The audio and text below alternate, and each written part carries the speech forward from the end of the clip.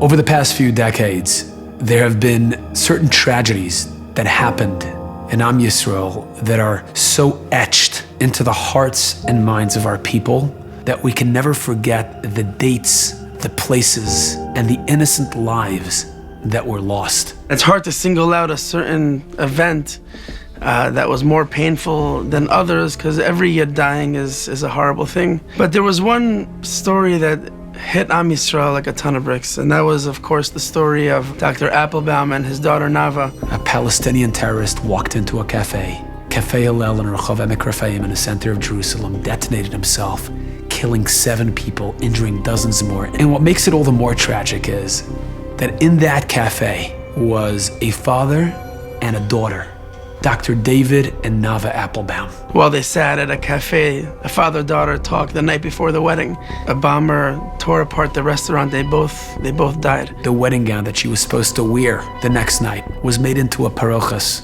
If you visit Kever Rachel, you can see that beautiful white parochas, that covering that was made out of her gown.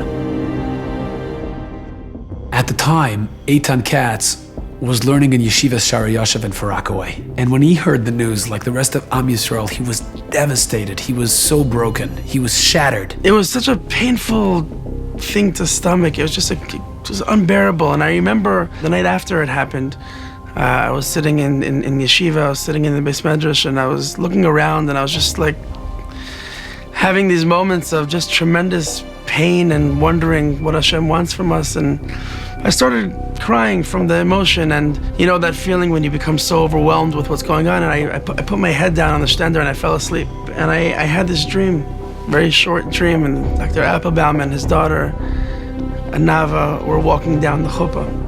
But it wasn't the chassan by the Chuppah, it was a Kadosh Baruch Hu by the Chuppah. That was the scene.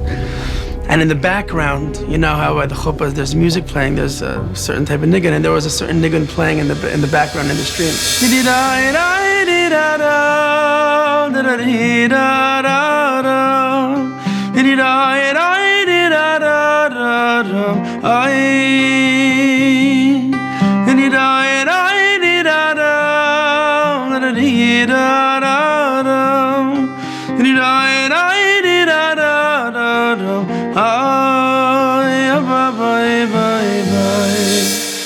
And I woke up. I don't, in no way, shape, or form do I claim that this is what was happening in Shemayim. What do I know? I have no idea. But this is the pain that I felt. This is the way my neshama interpreted what was going on in the world. And he ran to grab a recorder. He recorded that song, and he eventually put it to the words, the timeless words of David HaMelech we all know. With all the pain, with all the suffering, especially when something happens of such the father and daughter the night before the wedding, it was just such a painful thing. No matter what. And I sing the niggun a little bit with a certain sense of pain, but also a certain sense of joy.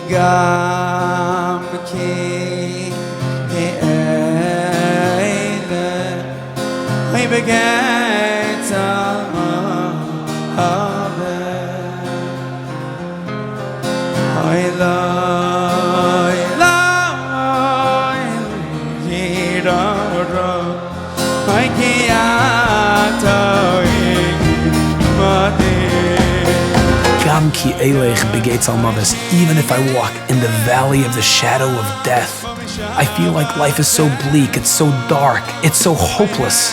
I still draw strength from the fact that I know Ki ata imadi, that you are with me. What Eitan Katz has given us with that song is that hope, that strength to forge forward.